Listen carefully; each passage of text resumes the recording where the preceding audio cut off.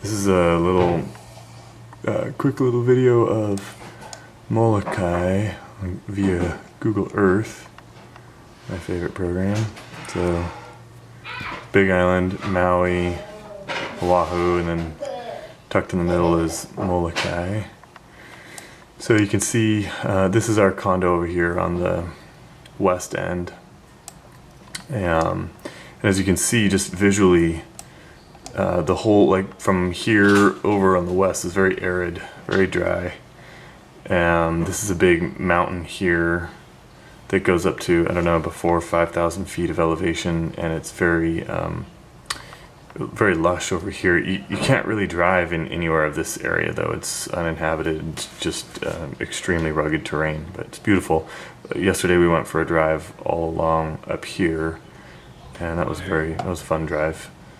Even though it's 30 miles from on the long end, from end to end, it took us 90 minutes to drive from our condo over here on the west end over to this point on the east end. If we come down here and look at the condo grounds, they look like this. So the grounds themselves look pretty nice, but again, it gets pretty arid and pretty unattractive once you stray off of the condo grounds. This is our actual unit here, right here. These beaches they're beautiful, they're good for hanging out on and like reading a book and that kind of thing, but they're pretty dangerous to swim in the water. You'll see makeshift graves kind of here and there. One of the local ladies told us that they lose 1 or 2 people pretty much every year. So we look, but we don't touch. Some people do surf off of this point right here, but there's surfboard grave markers all along the beach here from surfers who have not been so fortunate. So again, we just look. There is pretty much the only swimming beach on the whole island is this one right here, Dixie Mar. The waves break out here and then they turn into a gentle swell here and break again. It's still not ideal, and the reason is because pretty much all these beaches, the waves break right on the shore. So they'll sneak in and snatch a little 2-year-old or a 3-year-old real quickly. So we play in the water with Boaz, and you can swim out to here past the break, and Kelly and I can swim around, but not so much the little guy. And there's really actually not even too much road, or too many roads to explore. It's pretty much just a big rural island.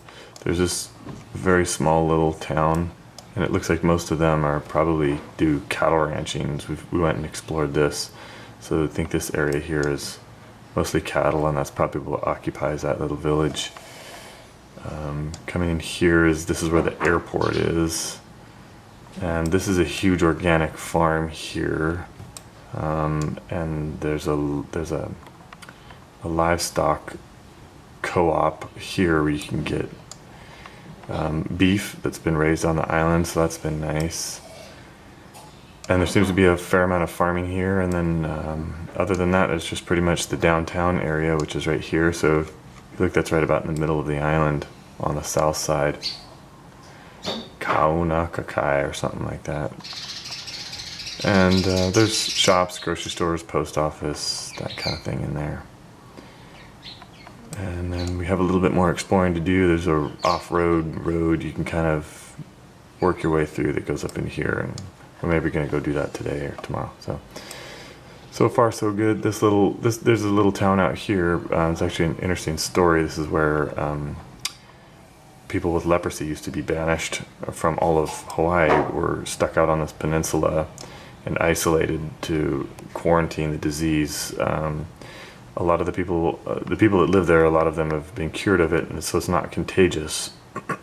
But there's you can only go in there with like by invitation of the guest only or something like that, and I think you have to fly in. There's no way to get down there. So it's kind of a little interesting tidbit about Molokai, and that's about it for this little tour.